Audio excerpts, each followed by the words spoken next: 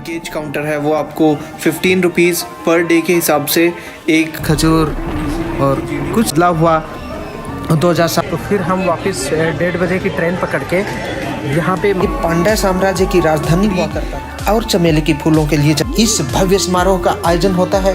मीनाक्षी अम्मन के विस्तार स्वरूप का मूल सिरे है। स्वरम मंदिर एक ऐतिहासिक के एक रूप को और उनके भारत की महान पौराणिक अजूबवित्र यज्ञ से निकली थी।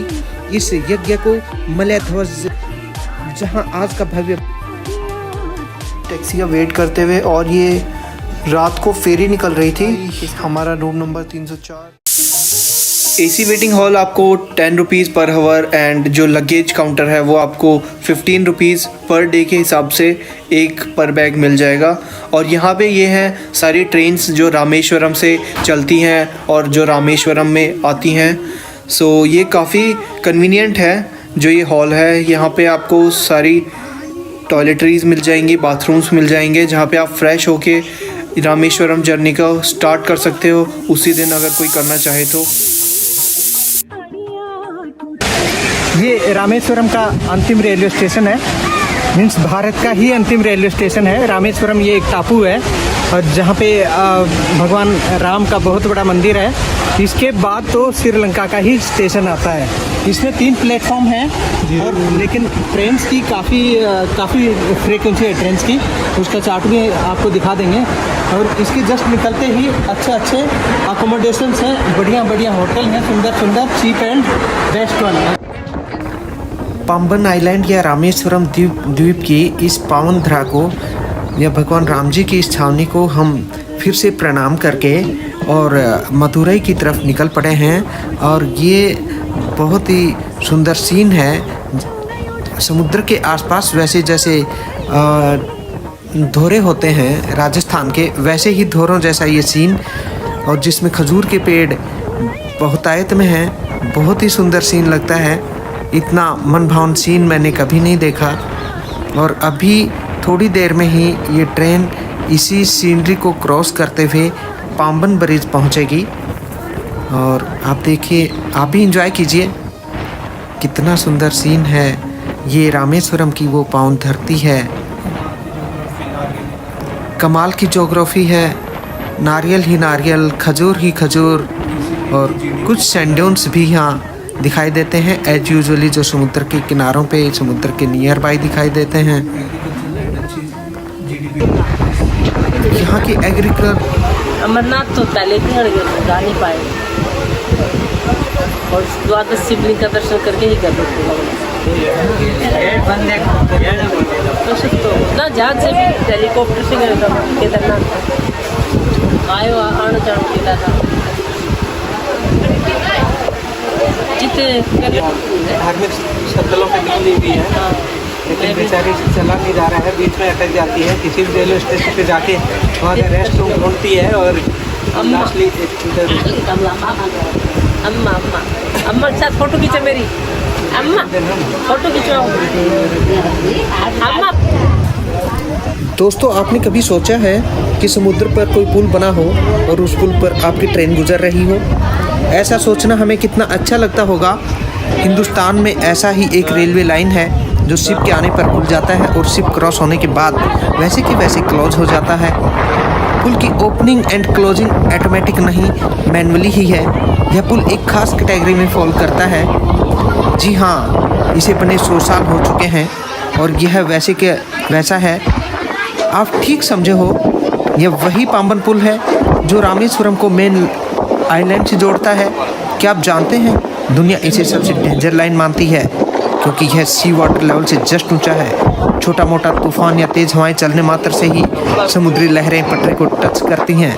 1964 में एक भयंकर तूफान आया था और यह रेलवे लाइन बुरी तरह क्षतिग्रस्त हो गई थी और धनुषकोटी के पास एक पैसेंजर ट्रेन इस तूफान की चपेट में आ गई थी और लगभग 200 लोगों ने अपनी जान गंवा दी थी। तब भी इस ब्रिज का कुछ नहीं बिगड़ा। उसके बाद से रामेश्वरम से धनुषकोटी तक रेलवे लाइन की सर्विस बंद कर दी गई। धनुषकोटी का अबंडन रेलवे स्टेशन और मीटर गेज लाइन अभी भी एक मेन अट्रैक्शन है। इस तूफानी इंसिडेंट के बाद इसी ब्रिज पर विंड सेंसर लगाए गए wind sensor 58 kilometre per hour होते ही ट्रेन को पहले ही रोक दिया जाता है। 24 फरवरी 1914 को पहली मीटर गेज ट्रेन इस ट्रैक पर दौड़ी थी।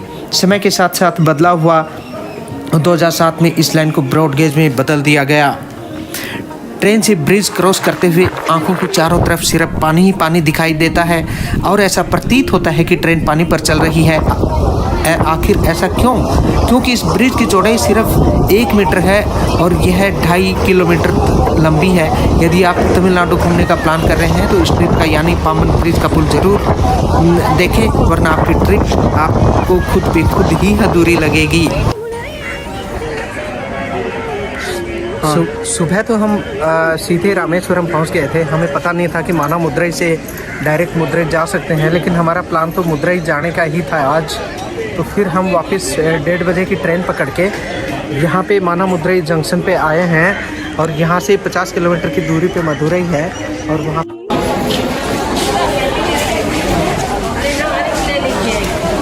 हम भी आ गए हैं Madurai junction. Ultimately guys our wait is over. Madurai the temple of goddess Parvati known as Meenakshi temple, famous temple of India, जो कि हमारे दुनिया के टॉप 30 में काउंटिंग है। जो नई 7 वंडर्स की लिस्ट है उसमें इनका नाम शामिल है, मीनाक्षी टेम्पल। उसी के दर्शन के लिए हम रामेश्वरम से यहाँ आए हैं और इसके बाद हम सीधे कल शाम को रामेश्वरम पहुँचेंगे। तब तक के लिए हम मदुरई विजिट करेंगे। बड़ा ही सुनहरा और बहुत ही शांत मौसम है यहाँ का। तमिलनाडु का दूसरा सबसे बड़ा शहर और शायद सबसे पुराना भी। ये पांड्या साम्राज्य की राजधानी हुआ करता था।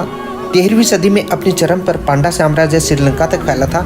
ऐतिहासिक साक्ष्य बताते हैं कि वो अपनी बंदरगाहों से पूर्व पश्चिम मध्य एशिया में उत्तम किस्म के मोती व रेशम का व्यापार करते थे। आधुनिक मदुरई अपनी बेहतरीन सूती साड़ियों, मदुरई सुगड़ी और चमेली के फूलों के लिए जाना जाता है। लेकिन इन सब से पहले मदुरई घर है मीनसी आंखों वाली महारानी और इष्ट देवी मीनाक्षी का। चित्रई में मनाए जाने वाले चित्रई उत्सव के पहले 12 दिन श्रद्धा से सरोबार मदुरई मनाता है अपनी देवी की महिमा का असली जश्न। इस उत्सव का नाम है तिरु कल्याणम या मीनाक्षी सुंदरेश्वर या शिव गायत्री विवाह। इस भव्य समारोह का आयोजन होता है मीनाक्षी अम्मन मंदिर में। कला और वास्तुशिल्पी की ये जीती जागती मिसाल बसी है पुराने शहर के बीचों बीच, जिसके चारों तरफ सड़कों का जाल सा बिछा है। करीब 17 एकड़ में बसा ये दक्षिण भारत के सबसे प्राचीन व भव्य मंदिरों में से एक है।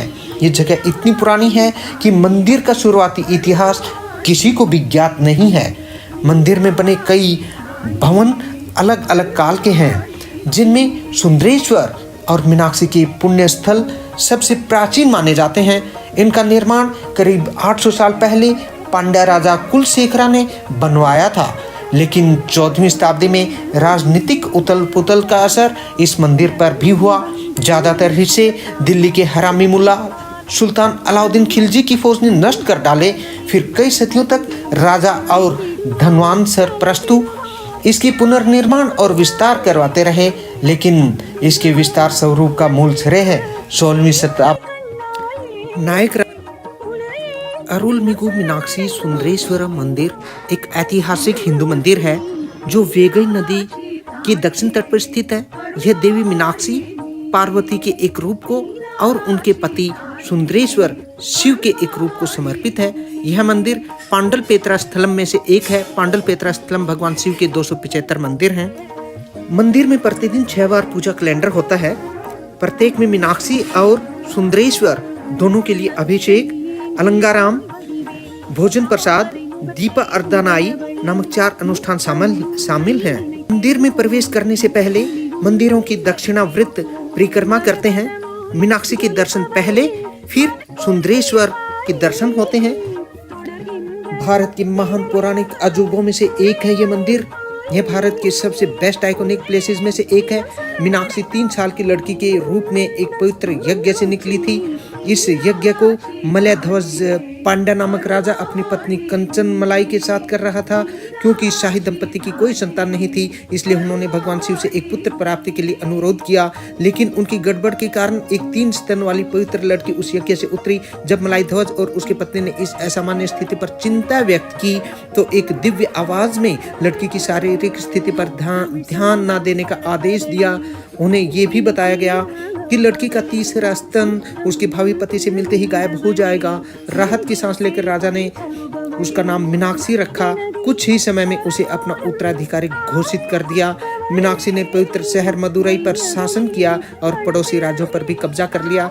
दंत कथा है कि उसने इस इंद्रलोक पर भी कब्जा कर लिया था, जो भगवान इंद्र का निवास था, और अब वो भगवान शिव के निवास स्थान कैलाश पर भी कब्जा करने निकली थी। जब भगवान शिव उसके सामने आए तो मीनाक्षी का तीसरा स्तन गायब हो गया और वो जान गई कि उसे उसका पति मिल चुका है। शिवा और मीनाक्षी मदुरई लौट आए जहां उनकी शादी हुई। दोस्तों, ऐसा कहा जाता है कि उनकी शादी में सभी देवी देवताओं ने भाग लिया था, क्योंकि पार्वती ने स्वयं मीनाक्षी का रूप धारण किया था। इसे भगवान विष्णु पार्वती के भाई ने कन्यादान किया।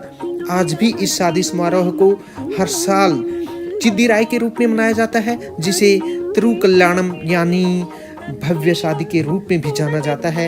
यह त्योहार मदुरई में हर साल अप्रैल के महीने में बड़े पैमाने पर मनाया जाता है। कथा के अनुसार भगवान इंद्र को देवताओं का राजा माना जाता है और स्वर्ग में रहते हैं। उन्होंने कदम वन में पवित्र शिवलिंग की खोज की थी और इसे मदुरई में रखा था, जहां आज का भव्य मंदिर खड़ा है। आज मुख्यतः हम जिस मंदिर का दर्शन करते हैं वो 16वीं 17वीं शताब्दी में नायक वंश का विस्तार है।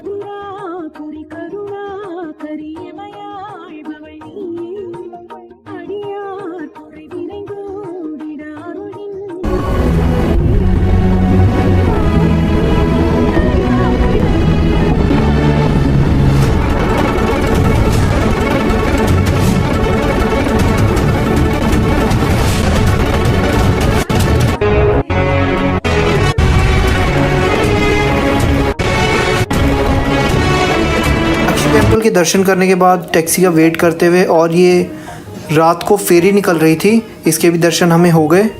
और भाई लो, हॉलीडे होम में हम पहुंच चुके हैं। चलो गुड नाइट गाइस, मिलते हैं कल सुबह। पानी की बोतल रात के लिए ना मिलाई, हमारा रूम नंबर 304, इसके भी हम आपको कल दिखाएंगे।